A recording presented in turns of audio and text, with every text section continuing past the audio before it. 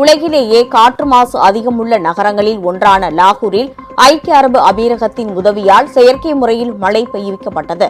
லாகூரில் நுரையீரல் வழியாக ரத்தத்தில் கடந்து புற்றுநோயை உண்டாக்கும் PM 2.5 எனும் மாசு 66 மடங்கு அதிகமாக உள்ளதாக சுகாதார அமைப்புகள் எச்சரித்து வருகின்றன. இந்நிலையில் ஐக்கிய அரபு அமீரகத்தில் வழக்கமாக பயன்படுத்தப்படும் செயற்கை மழைப்பொழிவு மூலம் லாகூரின் வான்பகுதியில் விமானம் மூலம் சில்வர் அயோடைடு அசிட்டோன் ரசாயன கலவையுடன் கலக்கப்பட்டு மழை வருவிக்கப்பட்டது. உங்கள் ராஜ் நியூஸ் தொலைக்காட்சியில் திங்கள் முதல் வெள்ளி வரை தினந்தோறும் பிற்பகல் 2 மணிக்கு உங்கள் பகுதியில் உள்ள குறைகளை நேரலையில் தெரிவிக்கும் புகார் பெட்டி நிகழ்ச்சி. பங்கு பெறுங்கள், பயனடையுங்கள், காணத் தவறாதீர்கள்.